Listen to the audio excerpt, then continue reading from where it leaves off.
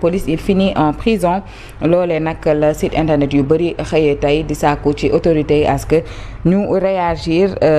avant qu'il ne soit trop tard leneen loo xamante ni itam gis nañ ko tey ci plateforme digitale yi mu di le décès à Paris d'un des fils de l'écrivain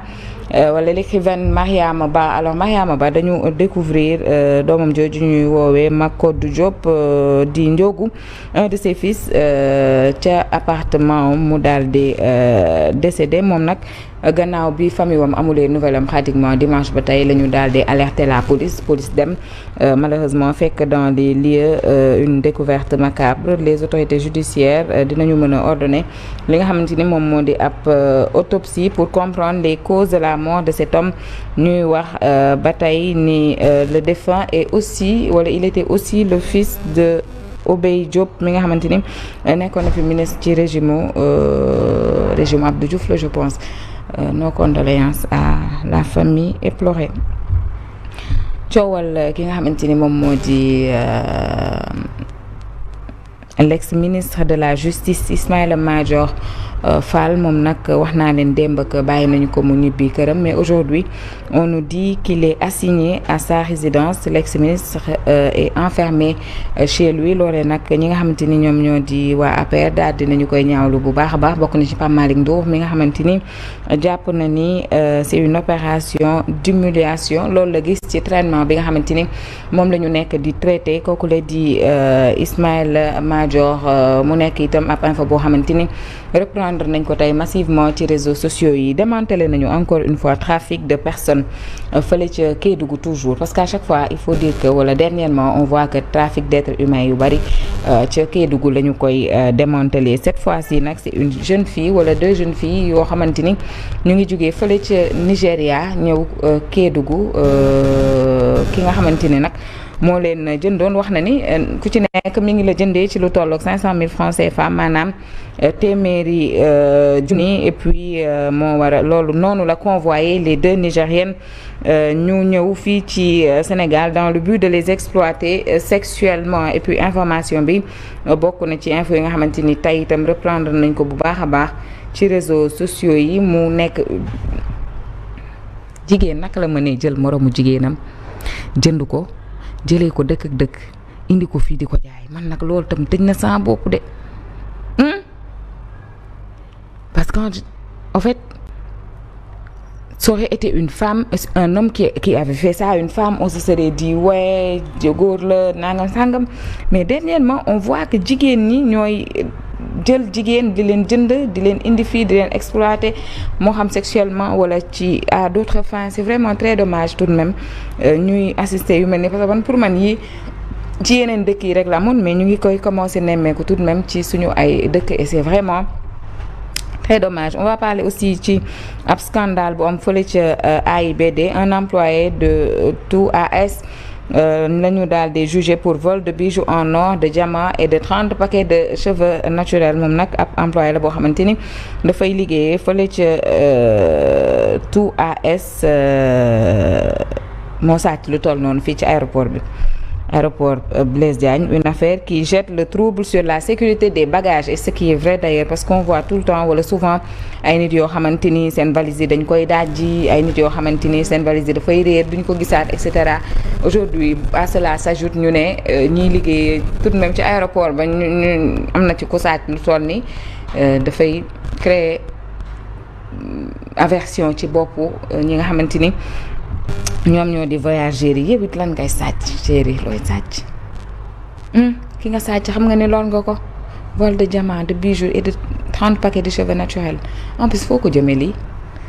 parce que bu dee tabaski bee tax nga sàcc 30 jabar amoo ko yow mii di sàcc ni sax am gëw ma ne am nga ay famille ndax boo amoon jabar ak ay doom di nga rus sàcc ñu jàpp la def la nii ci réseaux sociaux yi du dëgg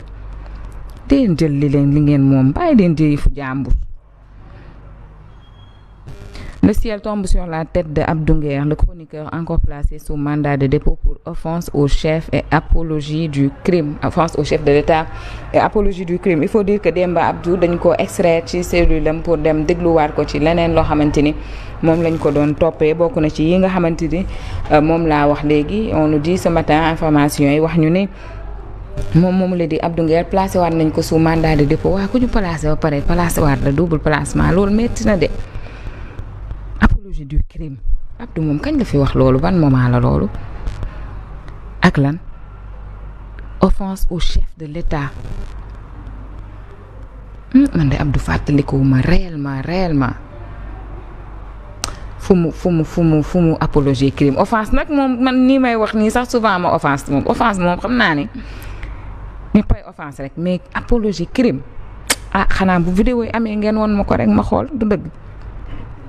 Grondée après une virée nocturne, Dieynabou Baldé, une collégienne de 13 ans, se donne la mort par pendaison. Info bi itam tey relais nañ ko en grosse pompe ci réseaux sociaux yi mu nekkoon ab ndaw bu tolloon ci fukki at ak ñett dafa baali woon ñibbi si yaayam yuuxu ko mu dem xaru ji. À 13 ans elle a exactement l'âge de sortir, de se faire plaisir, de ànd ak ay xaritam parce que loolu préadolescence c'est l'âge de faire tout ça. Maintenant ta fille rentre tu la grondes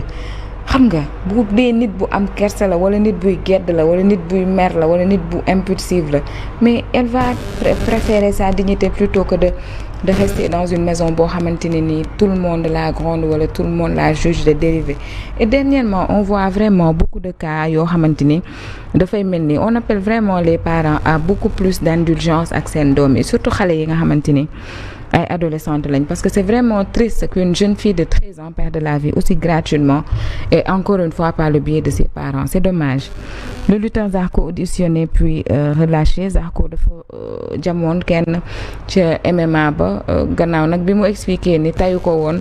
parce que kooku daf ko provoqué mu génne pas ko jam ko il a dit que tayu ko woon. La question qui se posait sur la toile d'ailleurs je l'ai dit hier mooy comment Zarko avait fait pour introduire pas que ci biir arène bi mais aujourd'hui les informations nous disent aussi que déglu nañ ko waaye bi ñu ko dégloo ba pare dañu ko bàyyi mu ñibbi on espère que dootu ko defaat moom moomu la di Zarko. Leneen lu ma gis buntu Pikine mu di ab accident boo xamante ni vraiment on regarde la vidéo d'abord.